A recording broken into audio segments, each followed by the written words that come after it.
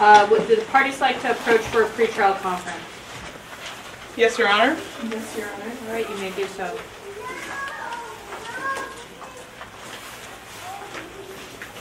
Good afternoon, Your Honor. My name is Roger Zuniga, and I, along with my co-counsel, Lottie Goodall, Rocio Staysville, and Saul Sadame, represent the state of Iowa for today's case. I would like to introduce you to our witnesses for today. We have Anna playing Nat Hawthorne, Patrick McMillan playing Mel Herman, and Rachel Volkman playing Sydney Alcott Walden. Good morning, Your Honor. The defense has prepared judge's notebooks for you to use throughout the trial. Allow me to introduce my team as well. My name is Kother Awabi, and joining me are my co-counsel Maxwell Meyer, Zoe Hopewell, and Eden Knoop, as well as the witnesses being brought forth today. Samba Traore playing Devin Emerson. Kate Murray. I love you, Kate. Kate Murray playing Jalen? Parker Putnam. Sorry, guys. And Gabby Mormon. And Gabby McCormick via video chat playing Jalen Whitman. As well as our timekeeper, Maya Durham. Are there any issues we need to talk about? Your Honor, forgive me for my absent-mindedness, but we have also What is Your Honor's preference for moving about the courtroom? Should we ask permission to approach opposing counsel, the witness, and the bench? You need to ask permission before approaching the bench or the witness, but not opposing counsel. All right. And what are Your Honor's views on swearing in witnesses? Should we do that as we go along? We will assume that everyone's been sworn in. Anything else? Your Honor, I'd like to draw your attention to stipulation number 10, which states that Sydney Alcott Walden has a video record of her entering her estate at 7:38 p.m., I believe, and the absence of this record is not to be in question during today's trial. Do you agree with that? I do agree. Anything else? No, Your Honor. No, Your Honor. What about rebuttal time? Oh, excuse me. I would like to, or the plaintiff would like to reserve the remaining balance of time for rebuttal and closing. Absolutely. Anything else? No, Your Honor. Nothing here. All right. You all may have a seat. Thank you. Thank you, Your Honor.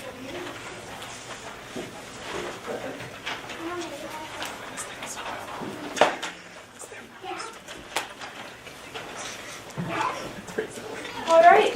Is the state of Iowa ready to give an opening statement? Yes, Your Honor. You may proceed. May it please the court, opposing counsel, Your Honor. It has been said that money is the root of all evil, and it was money that poisoned the roots of my family tree.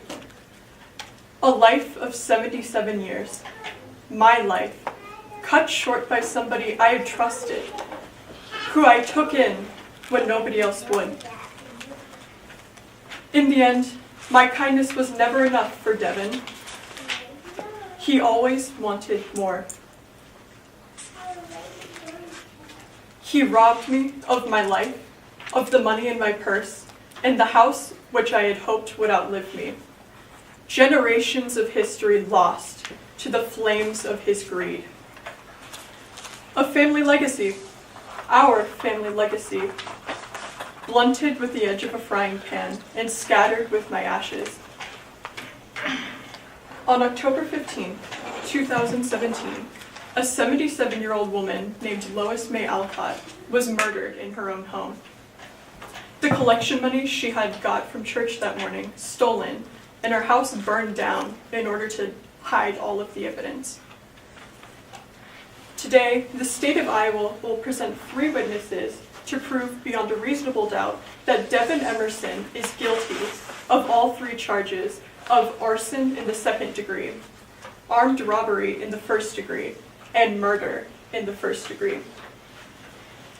Today, the plaintiff has the sole burden of proof, and in order to convict Devin Emerson of these 3 charges, you need to understand what qualifies them as such.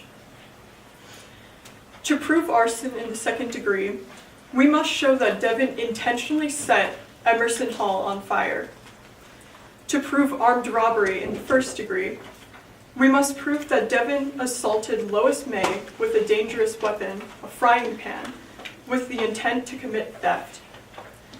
To prove murder in the first degree, we must show that Devin assaulted Lois May with a dangerous weapon, premeditated the attack, and had the intent to kill her. The first witness the plaintiff will call today is Sydney Alcott Walden. She is the closest living relative to Lois May and her sister-in-law.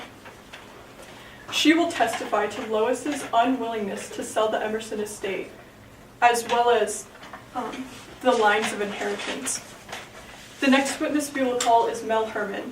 He is the administrator at the All Souls Church and frequently counts money every Sunday with Lois May.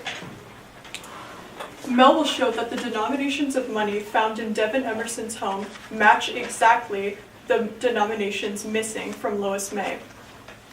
The last witness is Nat Hawthorne, the Concord County Police Chief. She will show that all of the witnesses' alibis, minus Devin's, corroborate, and his outstanding debt to his co-conspirator, Beatty Weiss. Your Honor, time and time again throughout today's trial, you will hear that money is the root of all evil. Because of Devin Emerson's financial irresponsibility and his unwillingness to claim up to his actions, the entire community of Brook Farm, Iowa now has to suffer the loss of Lois May and all that her home stood for.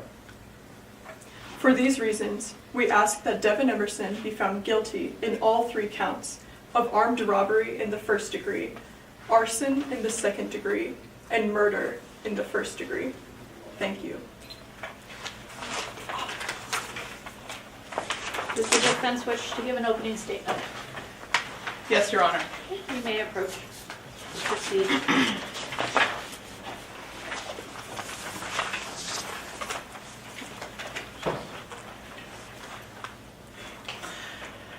Your Honor, opposing counsel, may it please the court.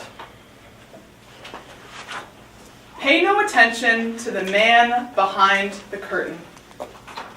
This is what the state of Iowa is asking of this court today. Ladies and gentlemen, we are here because the state has charged Devin Emerson with single-handedly committing 3 crimes: first-degree armed robbery, second-degree arson, and first-degree murder. The evidence presented here today will shed a light on the true events of what that took place that Sunday in Brook Farm, Iowa. October 15th, 2017 began as a typical Sunday on the Emerson homestead. The property was owned by Lois May Alcott, who was more commonly known as Aunt May. She had inherited it from many generations of the Emerson family.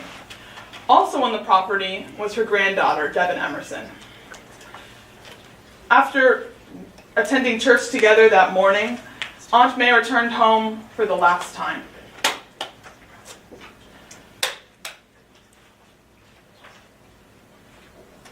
When she didn't show at Jalen Whitman's cookout, Devin began to worry. She went to visit Aunt May, who was upset about an argument she had earlier with Sydney Alcott Walden, her sister-in-law. As it turns out, Sydney was pressuring Aunt May to sell the Emerson homestead. Devin gave her grandmother a kiss goodnight and left to go to sleep around 7 p.m. This was the last time she saw her grandmother alive.